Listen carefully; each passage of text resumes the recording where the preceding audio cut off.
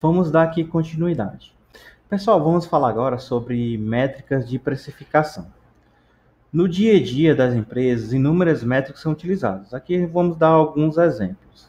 O primeiro exemplo que nós vamos dar aqui é o homem-hora, que você, no caso, vai calcular quantas pessoas vão trabalhar e quanto é a hora de trabalho de cada pessoa, enfim. Você também pode fazer com relação ao tamanho e ver os pedaços desse tamanho, que é no caso chamado ponto de função, e também temos a técnica de unidade de serviço técnico, onde você vai ter as unidades também de serviço técnico. Você pode também ver a hora de serviço técnico, né, que cada profissional tem uma hora diferente de trabalho, e aí você pode calcular, dependendo de cada serviço técnico que você vai precisar, você pode ver qual é a hora que você vai gastar, tantas horas de design, tantas horas de desenvolvimento, e ver qual é o valor de cada hora dessa específica. Bem, agora a gente vai abordar aqui a nossa proposta, que é o modelo SEC. O modelo SEC, ele é um método híbrido. Por que ele é um método híbrido? Porque ele combina elementos da abordagem tradicional e da abordagem ágil. Então, com isso, ele consegue mitigar problemas relacionados a projeto de desenvolvimento de software e, em especial, as deficiências do levantamento de requisitos, estabelecimento de objetivos, enfim. O modelo SEC, ele vai ter aqui 3 pilares. No caso, é o Canvas, a gente vai ver um pouco mais. A EAP, que é a estrutura analítica de trabalho. No Canvas, você vai delimitar o panorama geral. No EAP, você vai especificar isso. E no Kanban, você vai controlar o fluxo. Bem, o Canvas, ela é uma palavra de origem inglesa, que significa uma tela de pintura. Literalmente, você vai ter uma tela de pintura que você vai utilizar como ferramenta de gestão. No caso, você vai ter uma representação visual do seu projeto, de uma forma com que todos possam acessar de uma maneira prática e possa alterar também de uma forma rápida e prática. Um Canvas que talvez vocês tenham ouvido falar é o Business Canva, né, que é o Canvas de negócio. É bastante utilizado também.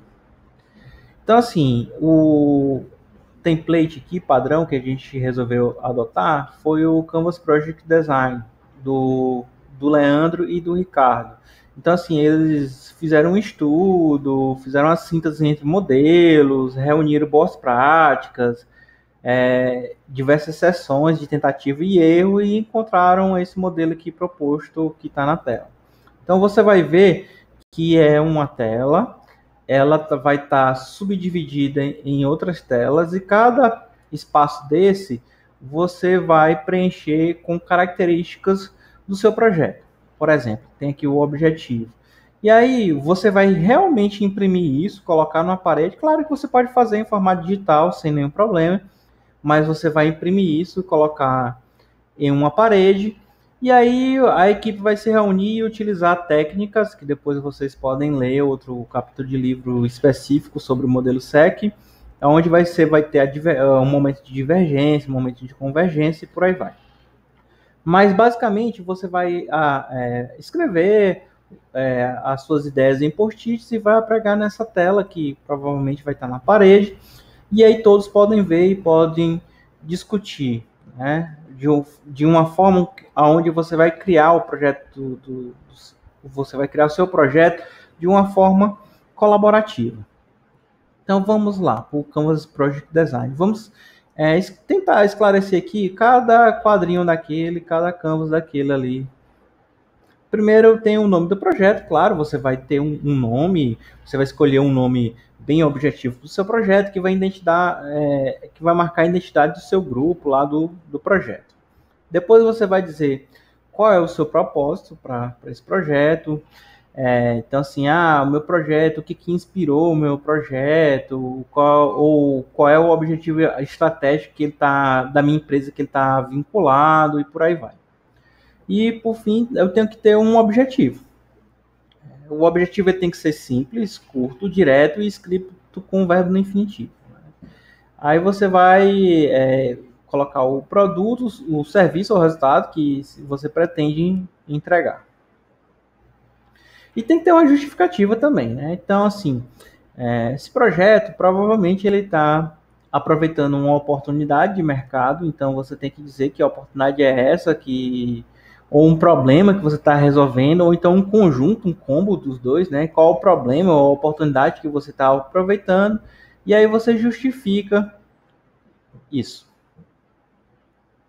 Você tem que colocar os benefícios.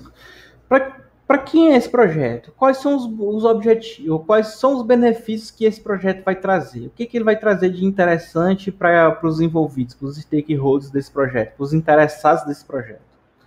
Aí você vai também colocar as características, isso aqui em termos de funcionalidade, do serviço, do produto, enfim, isso aí é interessante para você alinhar os esforços da sua equipe.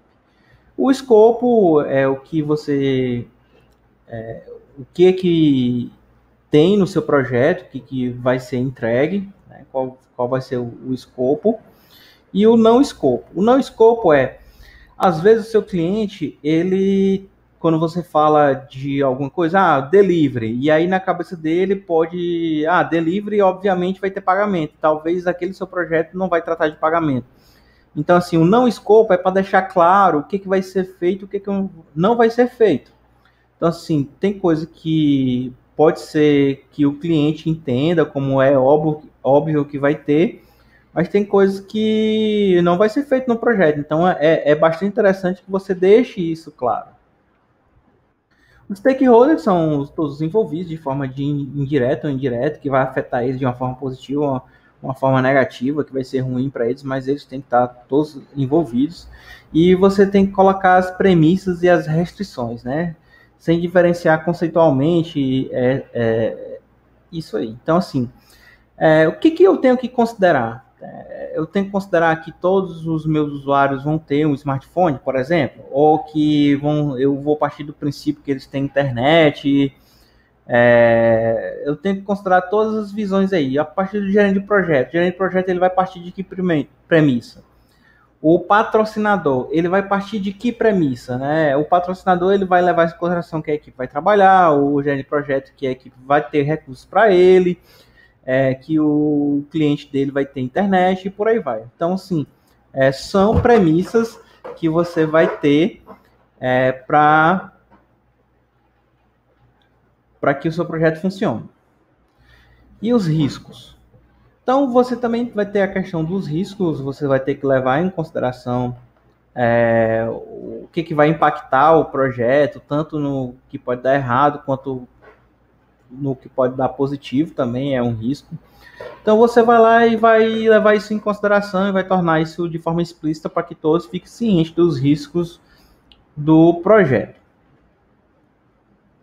Você vai colocar as entregas, então assim, você vai agrupar um conjunto de coisas e a entrega é um momento que você vai desenvolver várias coisas e aí você vai agrupar de uma forma que faça sentido e aí você vai entregar isso para o seu cliente.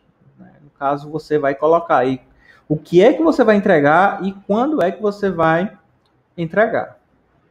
As datas, né, dessas entregas e quanto é que você vai gastar em cada entrega, quanto é que vai ser investido. É bastante importante. Agora nós vamos ter a EAP, que é a Estrutura Analítica de Projeto.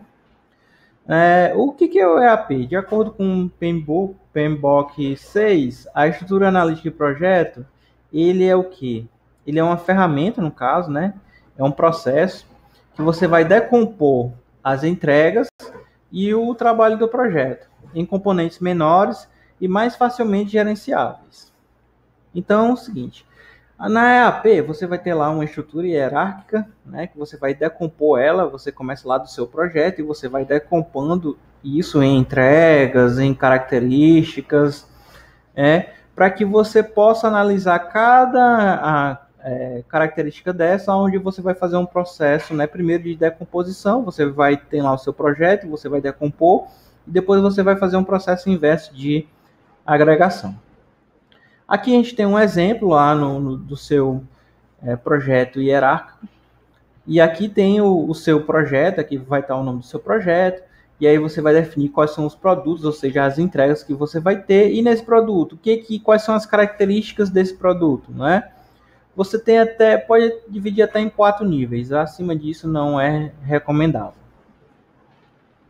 Então, o projeto de decomposição é esse fluxo aqui, né? Você tem o seu projeto geral, que você vai subdividir. A decomposição, ela é uma ferramenta, né? É um conjunto de ferramentas e técnicas do processo de criar a EAP. Ela é aplicada para dividir e subdividir o escopo do projeto e as suas entregas em partes menores. Então, de acordo com o PMBOK, né, a decomposição dos componentes do nível mais alto demanda uma subdivisão do trabalho para cada uma dessas entregas ou subcomponentes em seus componentes básicos. Então, assim, você vai ter uma estimativa bottom-up, ou seja, de cima para baixo. Aliás, de baixo para cima, desculpe. Como é que funciona isso? É um método para estimar um componente de trabalho. As estimativas de duração e custo do projeto são obtidas pela agregação. Então, você primeiro decompôs, veio de cima para baixo, e agora você vai de baixo para cima, agregando, para você fazer um somatório aí, para saber quanto tempo vai levar e quanto você vai investir. Né? Então, assim, esse método bottom-up, ele é aplicável em que momentos? Para estimar a duração das atividades, estimar os custos dessas atividades e os recursos. Então, você vai utilizar aí, quanto tempo é que vai levar o meu projeto, quanto é que vai custar e que recursos é que eu vou precisar para desenvolver isso, equipamento, pessoas, enfim, o que eu vou precisar para poder desenvolver esse meu projeto. Então, você vai analisando isso de baixo para cima e faz a agregação. Então, essas estimativas elas podem ser agregadas, né, para você ter uma quantidade total, e onde você vai ter os pacotes de trabalho, que são os famosos EAP. Né? Aqui tem um exemplo. Então, olha, primeiro eu fiz aqui a decomposição, onde eu tenho meu projeto, e aí eu fui decompondo ele.